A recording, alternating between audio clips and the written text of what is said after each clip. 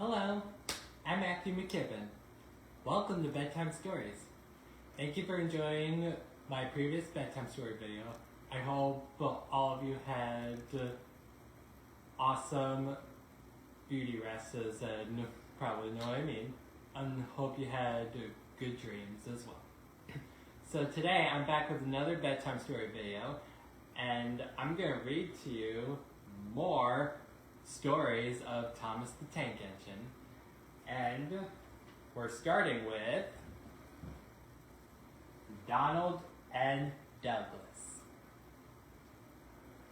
Donald and Douglas are twins and had arrived from Scotland to help Sir Topham Hatt, while only one engine had been expected. The twins meant well, but it did cause confusion. Sir Topham Hatt had given them numbers, Donald 9 and Douglas 10, but he was still planning to send one engine home. There was a brake van in the yard that had taken a dislike to Douglas. Things always went wrong when he had to take it out. His trains were late and he was blamed. Douglas began to worry. Donald, his twin, was angry. "You're a muckle nuisance," said Donald. "It's to leave you behind if you want 'em." "You can't," said the brake van. "I'm essential." "Ah, are you?" Donald burst out. "You're nothing but a screech and a noise when all is said and done. Spite dug you, would you? Take that!"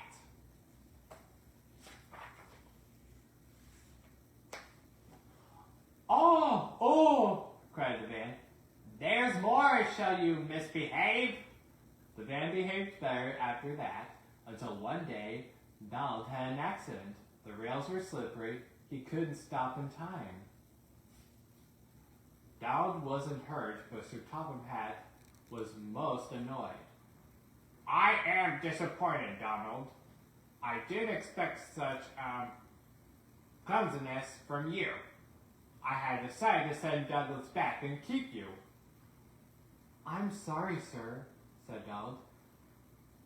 "I should think so, too. You have upset my arrangements. Now James will have to help with the goods work while you have your tender mended. James won't like that."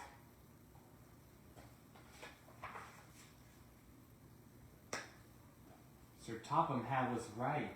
James grumbled dreadfully about his extra work.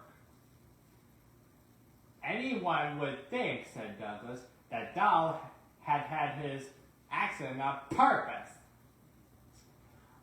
I heard tell about an engine and some tar wagons." "Shut up," said James. "It's not funny." He didn't like to be reminded of his own accident. Well. Surely, James, it wasn't you. You didn't say." James didn't say. He slunk sulkily away. "James is cross," snickered the spiteful brake van. "We'll try to make him crosser still." "Hold back," giggled the freight cars to each other. James did his best, but he was exhausted when they reached Edward Station. Luckily, Douglas was there. "Help me up the hill, please," panted James. "These freight cars are playing tricks." "We'll show them," said Douglas.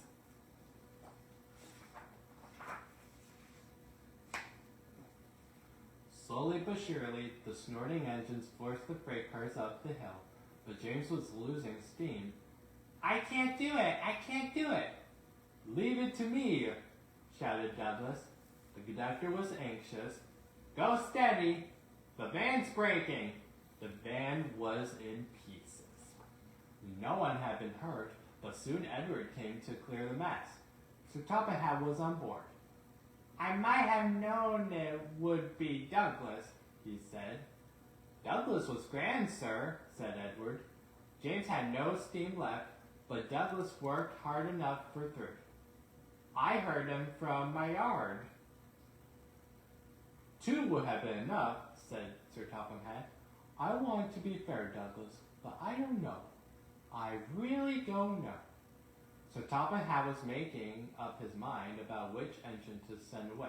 But that's another story.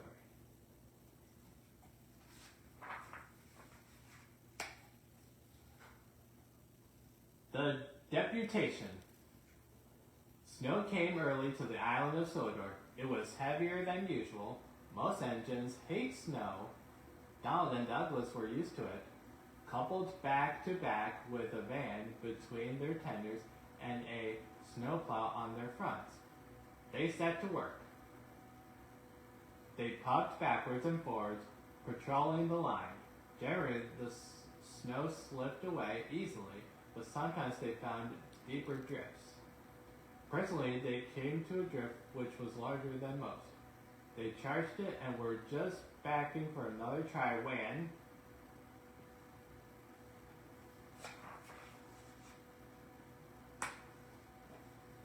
Help! Help! Lost sakes, Dog! It's Henry! Don't worry yourself, Henry! Wait a while! We'll have you out! Henry was grateful. He saw all was not well. The twins were looking glum. They told Sir Topham Hatt was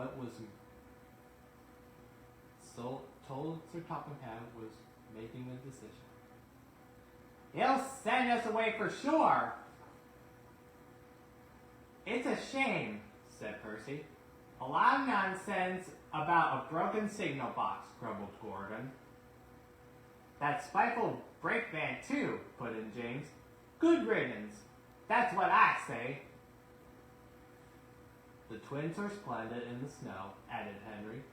It wasn't fair. They all agreed that something must be done, but none knew what. Percy decided to talk to Edward about it. What you need, said Edward, is a deputation. He explained what that was.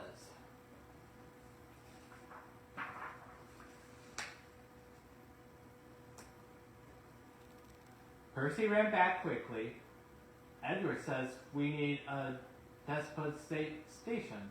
Of course, said Gordon. The question is, what is a desperation? Asked Henry. It's when engines tell Sir Topham Hatt something's wrong, said Percy. Did you say tell Sir Topham Hatt? Asked Doug thoughtfully. There was a long silence. I propose, said Gordon, that Percy be our disputation. Me? Squeaked Percy. I can't. Rubbish, Percy, said Henry. It's easy. That's so, then, said Gordon. Poor Percy wished it wasn't. Hello, Percy. It's nice to be back. Percy jumped. Yes, sir. Yes, sir. Please, sir. You look nervous, Percy. What's the matter? Please, sir, they've made me a desperation, sir, to speak to you, sir. I don't like it, sir. Sir Topham Hatt pondered.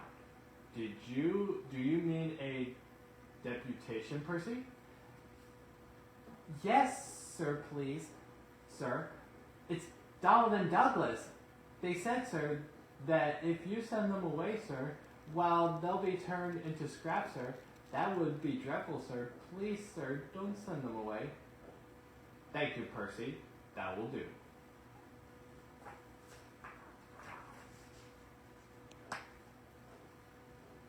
Later, Sir Topham Hatt spoke to the engines.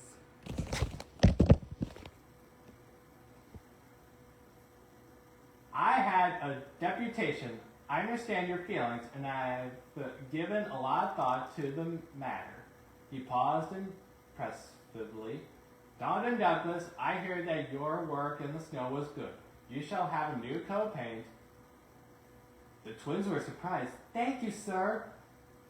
But your names will be painted on you. We'll have no more mistakes. Thank you, sir. Does that mean that the both of us... Sir Topham Hatt smiled. It means...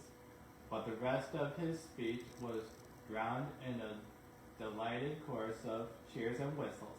The twins were here to stay.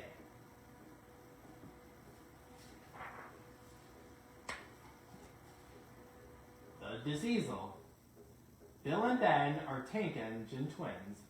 Each has 4 wheels, a tiny chimney and a dome, and a small squat cab.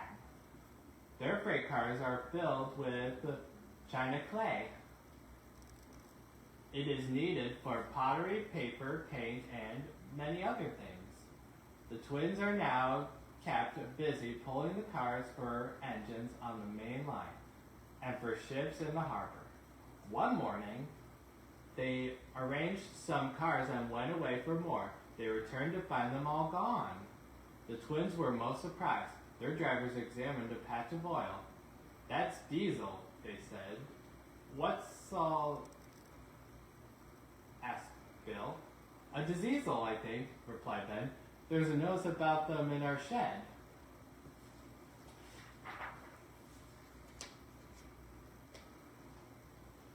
Coughs and sneezels spread diseases. You had a cough in your smoke box yesterday. It's your fault the diesel came. It isn't. It is.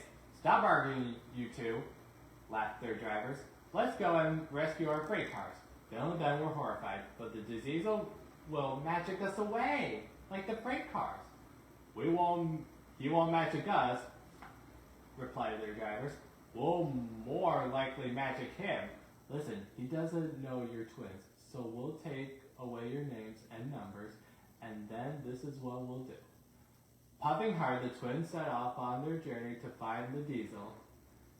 They were looking forward to playing tricks on him. Creeping into the yard, they found the diesel on the side with the missing cars. Ben hid behind, but Bill went boldly alongside. The diesel looked up. "Do you mind?" "Yes," said Bill. "I do. I want my cars back."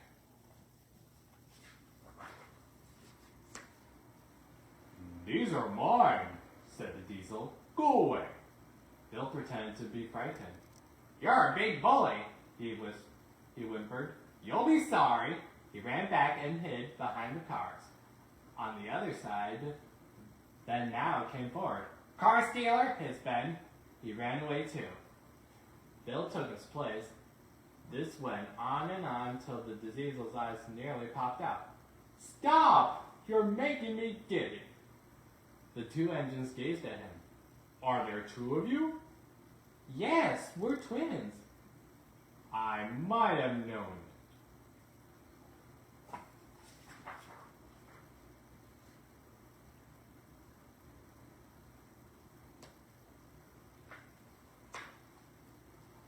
Just then, Edward bustled up. "Bill and Ben, why are you playing here?"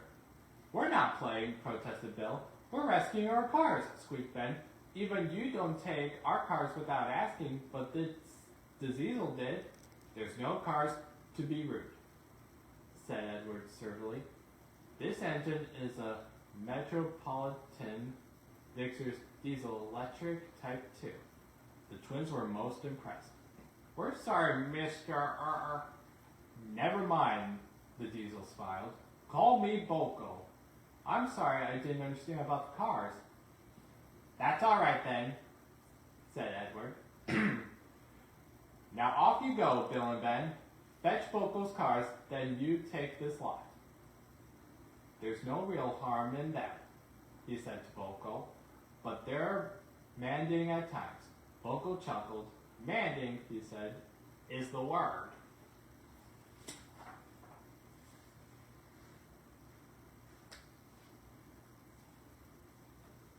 Edward's exploit. Bertie the bus was giving some visitors a tour of the island of Sodor. It was their last afternoon, and Edward was preparing to take them to meet Bill and Ben. He found it hard to start the heavy train. "Did you see him straining?" asked Henry. "Positively painful," remarked James. "Just pathetic," grunted Gordon. "He should give up and be preserved before it's too late." "Shut up!" bursted out Duck. "You're all jealous. Edward's better than any of you." "You're right, Duck," said Boko. "Edward's old, but he'll surprise us all." "I've done it, we're off. I've done it, we're off," said Edward as he finally popped out of the station. Bill and Ben were delighted to see the visitors. They loved being photographed. Later, they took the party to the China Clay Works in a break band special.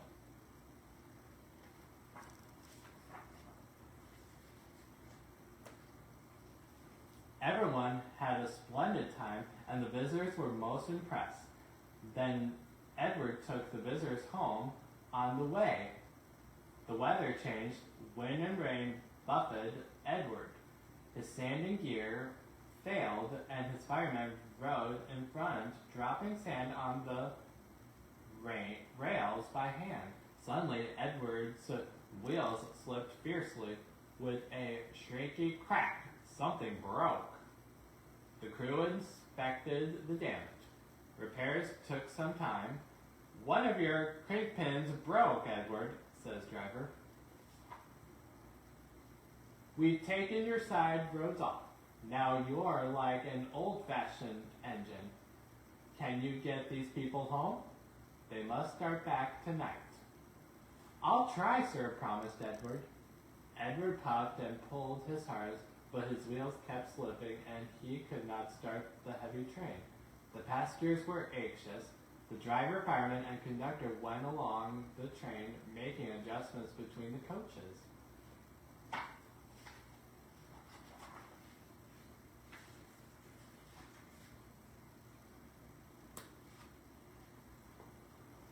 We've loosened the couplings, Edward. Now you can pick your coaches up one by one, just as you do with freight cars. That'll be much easier, said Edward. Come on. He puffed and moved cautiously forward. The first coach moving helped to start the second, and the second helped the third. I've done it! I've done it! Puffed Edward. Stay, boy, warned his driver. Well done, boy. You've got them. You've got them. And he listened happily to Edward's steady beat as he forged slowly but surely ahead. At last, battered, weary but unbeaten, Edward steamed in. Henry was waiting for the visitors with the special train.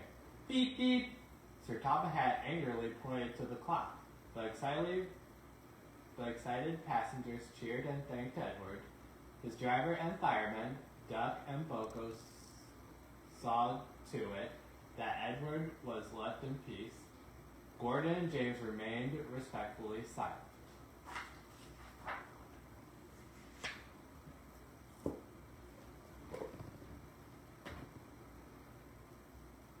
Wow, what did you think of that? It seemed like the engines learn a lot of things.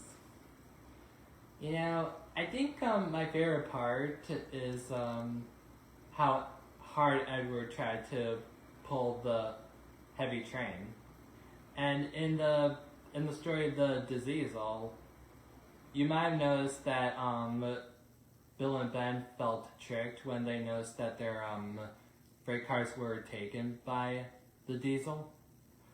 So as payback, it looked like that that both Bill and Ben decided to pull magic tricks back at the Diesel, and they found out that the Diesel that took their freight cars had a name, which was Boko. You know, sometimes engines get confused, but that's just part of life when it comes to humans like us. We get confused sometimes, and I'm sure it's human nature, mostly. Thank you for tuning in to today's bedtime story video. And for what Shelley Duvall said, when you write stories, you can make believe anything. And when you dream, you can make believe anything too. So, hope you all have sweet dreams, and hope to see you next time.